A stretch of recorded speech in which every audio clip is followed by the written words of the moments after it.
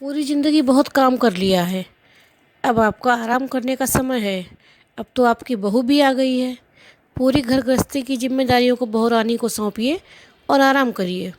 बहू रानी केतकी ने सासू माँ रीमा जी के पैर दबाते हुए कहा, या तुम्हें आज क्या हो गया है? पगला तो नहीं गई हो जो हमसे ऐसे कह रही हो?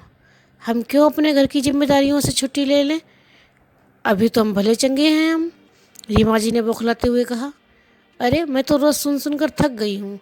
आप सबसे कहती रहती हैं कि बहू आने के बाद भी घर गृहस्थी जिम्मेदारी से चैन नहीं मिला। वो तो कुछ सीखना ही नहीं चाहती, एक एक चीज़ मुझे ही बतानी पड़ती है।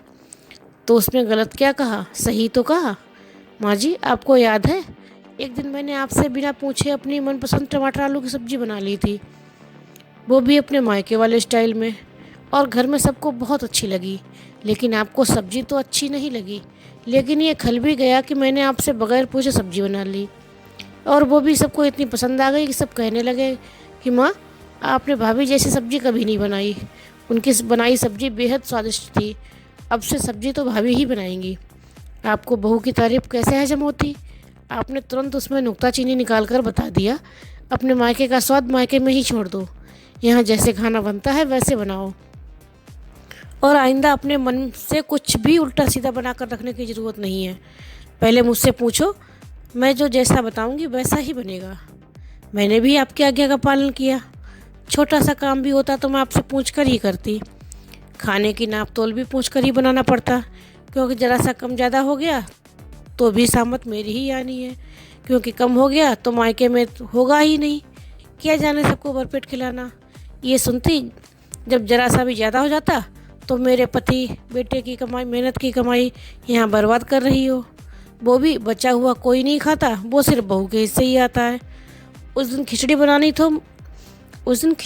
थी तो मैं आपसे पूछने गई थी कि 8 लोगों के बीच कितनी खिचड़ी लेनी है। तो आपको सहेली बैठी हुई थी, उन्होंने पूछते देख लिया तो आपसे बोली थी कि अरे, खाने की नाप तोल भी तुम ही बताती हो। अब तो बहू आ गई है, सब छोड़कर आराम करो, भजन कीर्तन करो। तब आपने क्या जवाब दिया था? अरे, हमारी किस्मत में तुम्हारी तरह आराम कहाँ है। बहू के आने से क्या होता है, हम तो एक टाइम का पूरा खाना बनाते हैं, और जब बहू करती है तो उसके साथ भी लगना पड़ता है, तब कर पाती है, वरना काम देखकर तो उसके पसीने छूट जाते थे। ये थे आपके शब्द। मुझे सुनकर बहुत ज़्यादा बुरा लगा। दिन रात घर के काम में खटती बहू और क्रेडिट ले जाएं सासू माँ। लेकिन ये तो आपका दिल ही जानता होगा कि जिस दिन से मैं आई हूँ तब से आपने एक काम को हाथ नहीं लगाया। लेकिन सबके सामने रोना रोने में पता नहीं आपको क्या मज़ा आता है, जो कभी आपके मुंह से निकलता ही नहीं कि बहू के आने के बाद आप सचमुच में आराम ही आराम कर रही हैं।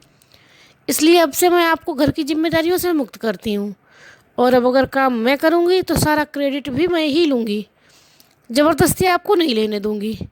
केतकी ने कहा। उसके तेवर देखकर सासू माँ के तो होश उड़ गए।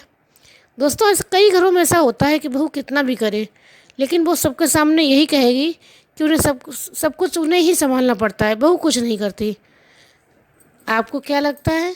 आपकी इस बारे में क्या राय है? अपनी राय देना ना भूलें।